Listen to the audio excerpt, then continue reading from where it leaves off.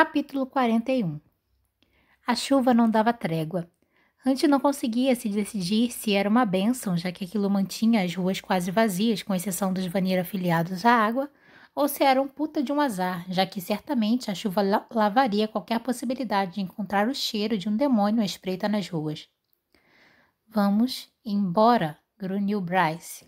Encostado na parede ao lado da porta de entrada da galeria, o sol prestes a se pôr, Hunt cogitou pegar o telefone para filmar a cena à frente. Cynrix com as garras cravadas no carpete, uivando como louco, e Bryce tentando arrastá-lo pelas patas traseiras até a porta. É só água, grasnou ela, puxando de novo. It's, gemeu Cynrix em resposta. Bryce tinha anunciado que os dois deixariam a Quimera no apartamento antes de se dirigirem até Cyro para investigar. A semiférica grunhiu de novo, as pernas tensas com esforço enquanto ela levantava a Quimera. Nós vamos para casa! O tapete verde começou a se erguer, unhas se soltando conforme Cynrix se agarrava obstinadamente. Que Tona o livrasse. Bufando, Hunt fez um favor a Jezba Roga antes que Cynrix passasse para os painéis de madeira e envolveu a Quimera em uma brisa fresca. Sem um franzido em concentração, o anjo içou Cynrix do carpete, fazendo-o flutuar em um torvelinho de vento até seus braços. Cynrix piscou para ele, então se eriçou, os pequenos dentes brancos à mostra. Nada disso, bestinha, disse Hunt calmo. Cynrix protestou, em seguida relaxou. Hunt flagrou Bryce piscando também. Ele abriu um sorriso malicioso. Nem pio? Ela resmungou, as palavras abafadas pela noite chuvosa. Cynrix se retesou nos braços de Hunt quando eles saíram para a noite molhada, a semiférica fechando e trancando a porta atrás deles. Ela mancava de leve, como se o cabo de guerra com a quimera tivesse forçado ainda mais sua coxa. Hunt manteve a boca fechada enquanto passava Cynrix para os braços de Bryce, a quimera praticamente abrindo buracos no vestido da semiférica. O anjo sabia que a perna a incomodava, sabia que tinha sido a causa, com seu grampeador de guerra. Mas se ela ia bancar a estúpida e não cuidar do ferimento, então tudo bem. Tudo bem. Não disse uma palavra conforme Bryce abraçava Cynrix, o cabelo já emplastrado na cabeça, e se aproximava. Hunt estava dolorosamente ciente de cada parte de seu corpo encostada a cada parte do corpo da semiférica quando a pegou nos braços. Bateu as asas e disparou para o céu tempestuoso, Cynrix bufando e sibilando. Cynrix já os havia perdoado enquanto pingavam na água, parados na cozinha, e Bryce acumulou pontos de redenção pela porção extra de ração que derramou em sua tigela. Bryce trocou de roupa, escolhendo algo mais esportivo, e 30 minutos depois os dois estavam na frente do portão da Rosa. Suas rosas, glicínias e incontáveis outras flores brilhavam com a chuva sob a primalux dos postes que ladeavam o anel viário ao redor.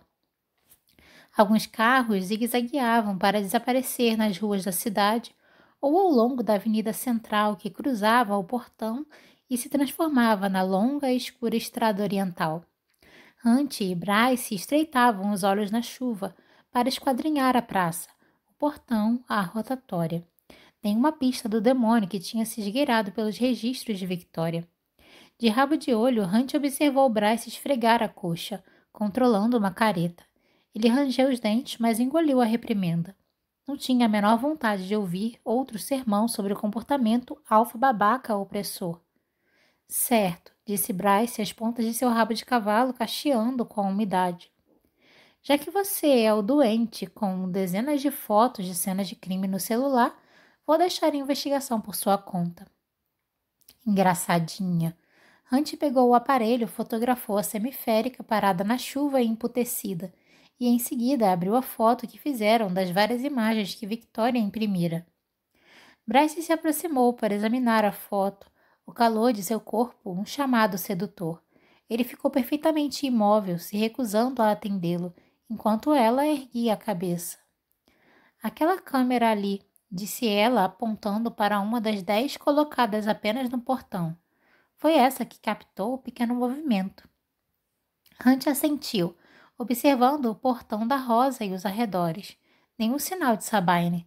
Não que tivesse esperança de que a futura prima se revelasse, conjurando demônios como algum charlatão mambembe, principalmente em um lugar tão visado, em geral abarrotado de turistas. Séculos depois que os féricos decidiram cobrir seu portão com flores e trepadeiras, o Portão da Rosa havia se tornado uma das principais atrações turísticas da cidade, com milhares de pessoas afluindo até a praça cada dia, a fim de dar uma gota de seu poder em troca de um desejo no dial quase escondido sob a era, e para tirar fotos das deslumbrantes criaturinhas que agora faziam seus ninhos e casas dentro do emaranhado verde. Mas naquela hora, naquele tempo, até mesmo o Portão da Rosa estava silencioso, escuro. Bryce esfregou a maldita coxa outra vez. Hunt engoliu sua irritação e perguntou: Acha que o demônio saiu da cidade? Estou rezando para que não. A larga estrada oriental cortava colinas ondulantes e ciprestes escuros. Algumas primaluxes douradas pontilhavam o espaço, a única indicação das fazendas e vilas espalhadas pelos vinhedos, pastagens e olivais, todos ótimos esconderijos. Bryce se manteve por perto conforme atravessava a rua na direção do coração do pequeno parque no centro da rotatória. Ela esquadrinhou as árvores molhadas de chuva ao redor. Nada. Hunt começou a balançar a cabeça, mas parou. Viu alguma coisa do outro lado do círculo de mármore em que se erguia o portão. Pegou o telefone, a luz da tela refletida nos ângulos marcantes de seu rosto. Talvez estejamos enganados sobre as linhas lei. O que quer dizer? Mostrou a ela o mapa da cidade que havia baixado, traçando a Avenida da Guarda com o dedo, então a central, principal. O Cristallos apareceu perto de todas essas ruas. Achamos que foi porque ficavam próximas às linhas lei, mas nos esquecemos do que existe bem abaixo das ruas e permite que o demônio apareça e desapareça sem ninguém notar. O lugar perfeito para Sabine invocar algo e ordenar que se mova pela cidade. Ele apontou para o outro lado do portão, para uma grade de esgoto. Bryce gemeu. Está de sacanagem. Deuses, como fede! Exclamou Bryce por sobre o som da água corrente abaixo, pressionando o rosto na dobra do cotovelo ao ajoelhar ao lado de Hunt e espiar o esgoto aberto. Que merda! Ensopado de chuva e ajoelhado na calçada sobre sabia lá o Genas o quê, o anjo disfarçou o sorriso conforme o facho de sua lanterna varria os tijolos escorregadios do túnel em um movimento minucioso. Em seguida, o rio escuro, turvo, cheio graças à cachoeira de chuva que se derramava pelas grades. É um esgoto, argumentou ele. O que esperava? Ela o ignorou. Você é um guerreiro investigador, dane-se. Não pode descer e achar alguma pista? Acha mesmo que Sabine deixaria um rastro assim tão fácil? Talvez haja alguma marca de garras ou qualquer coisa. Ela examinou a pedra antiga. Hunt não entendia por que a semiférica se incomodava. Havia marcas de garras e arranhões por toda a parte. Não estamos em uma série criminal, Kinlan. Não é tão simples. Ninguém gosta de um babaca condescendente, Atalar. A boca do anjo se curvou para cima. Bryce estudou a escuridão abaixo, pressionando os lábios, como se pudesse conjurar o Cristallos ou Sabine por pura força de vontade. Ele já havia enviado uma mensagem a Isaiah e Vicky para instalar câmeras extras no portão e na entrada do esgoto, assim como outras na vizinhança. Se alguém se mexesse sequer 1 centímetro, eles saberiam. O anjo não ousava pedir que seguissem Sabine, não ainda. Devíamos descer, declarou Bryce. Talvez a gente consiga pegar o cheiro de Sabine. Você não fez a descida, argumentou ele com cautela. Me poupe dessa babaquice de proteção. Inferno sombrio, aquela mulher. Não vou descer a não ser com 1 tonelada a mais de armas. Ele só havia levado 2 pistolas e uma faca. Com demônio ou sem demônio, se Sabine estiver aí embaixo...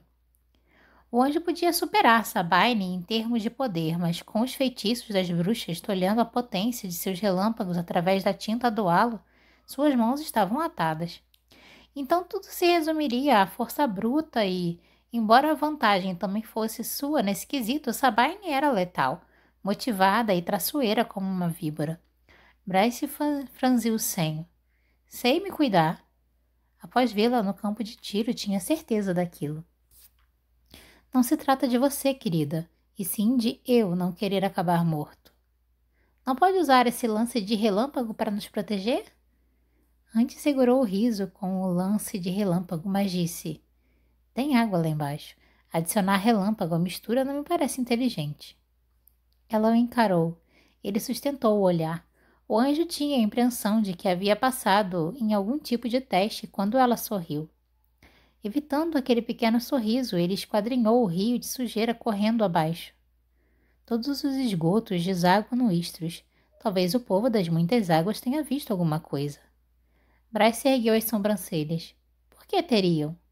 Um rio é um bom lugar para desovar o corpo. Mas o demônio só deixou sobras. A criatura, ou Sabine, não parece preocupada em escondê-los. Não se sua intenção faz parte de algum esquema para prejudicar Maika. Por enquanto é apenas uma teoria, argumentou Hunt. Meu contato das muitas águas pode ter alguma informação. Então vamos até o cais. É mesmo mais provável que passemos despercebidos à noite. Mas 2 vezes mais provável que encontremos um predador à caça de comida.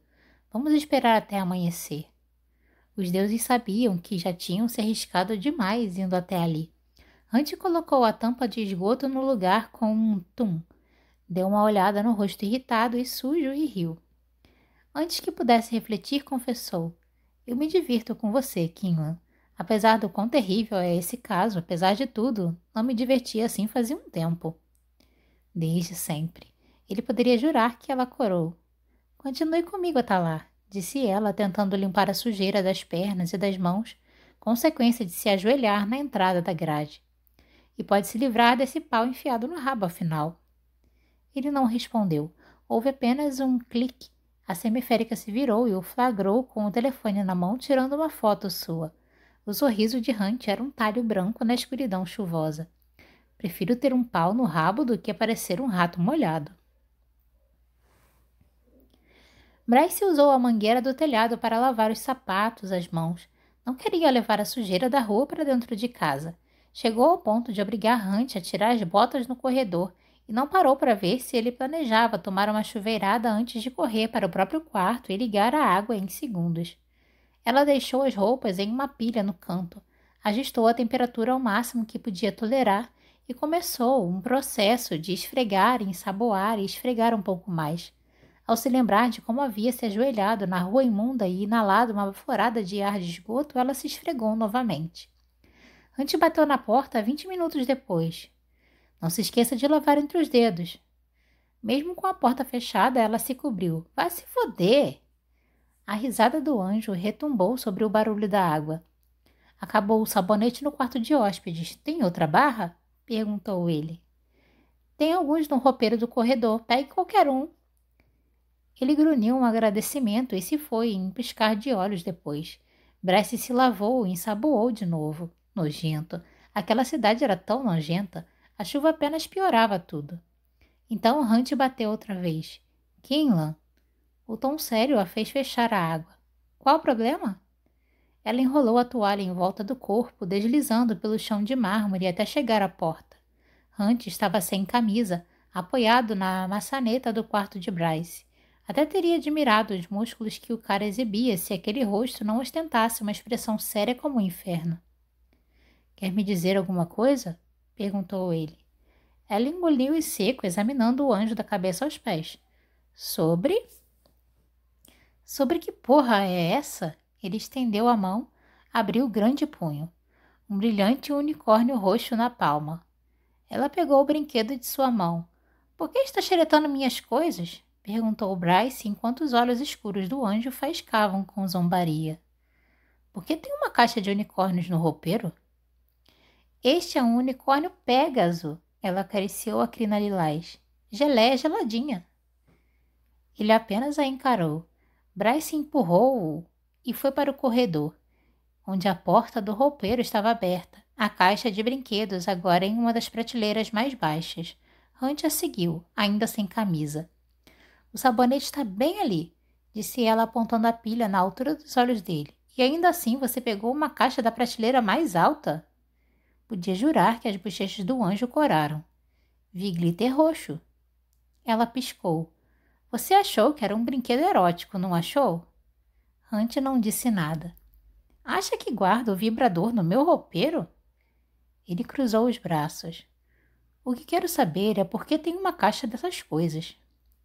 Porque adoro unicórnios. Com gentileza, ela colocou geleia geladinha na caixa, mas pegou um brinquedo laranja e amarelo. Este é meu Pégaso, delícia de pêssego. Você tem 25 anos. E são brilhantes e molinhos. Ela deu um leve apertão em delícia de pêssego. Em seguida, o guardou de volta na caixa e pegou um terceiro, um unicórnio de patas longas com pelagem verde-menta e crina cor-de-rosa. E esta é a Princesa Profiterole. A semiférica quase riu da justaposição enquanto segurava o brinquedo cintilante na frente do Umbra Mortis. O nome nem combina com as cores. E a sua obsessão com nomes de doce? Bryce passou o dedo sobre o glitter roxo salpicado no flanco do boneco. É que eles são tão fofos que dá vontade de comer, o que fiz quando tinha 6 anos. A boca do anjo tremeu. Você não fez isso. O nome dele era mousse de abacaxi, e as pernas eram tão macias e cintilantes que não consegui resistir e simplesmente dei uma mordida. Acontece que o interior é mesmo feito de geleia, mas não do tipo comestível. Minha mãe precisou chamar o centro de controle toxicológico. Ele examinou a caixa. E ainda os guarda porque... Porque me alegram. Diante do olhar perplexo de Hunt, ela acrescentou. Certo. Se quer chegar ao fundo disso até lá, o único momento em que as outras crianças não me tratavam como uma aberração era quando eu brincava com eles. Os cavalos extravagância de estrelas eram um brinquedo número 1 na lista de desejos das meninas para o solstício de inverno quando eu tinha 5 anos. E não eram todas iguais. A pobre princesa Profiterole aqui era comum como um sapo, mas geleia geladinha... Ela sorriu para o unicórnio roxo, para a memória que ele despertava. Minha mãe deixou Nidaros pela primeira vez em anos para comprá-la em uma das grandes cidades a 2 horas de distância. O derradeiro troféu da extravagância de estrelas. Não apenas um unicórnio ou um pégaso, mas as duas coisas. Mostrei esse bebê na escola e fui imediatamente aceita. Os olhos do anjo brilhavam conforme ela gentilmente depositava a caixa na prateleira mais alta. Jamais vou rir deles outra vez. Ótimo! A semiférica se virou para ele, lembrando que ainda estava apenas de toalha e que ele ainda estava sem camisa. Pegou uma embalagem de sabonete e jogou para o anjo. Aqui. Da próxima vez que quiser verificar meus vibradores, é só perguntar a Talar. Ela indicou a porta de seu quarto com a cabeça e piscou. Estão na mesinha da esquerda. Outra vez as bochechas do anjo coraram. Eu não estava... Você é um pé no saco, sabia? Bryce fechou o roupeiro com um quadril e rebolou de volta ao seu quarto. Prefiro ser um pé no saco, disse ela, maliciosa por sobre o ombro nu, que um pervertido enxerido. O rosnado do anjo a seguiu todo o caminho até o banheiro.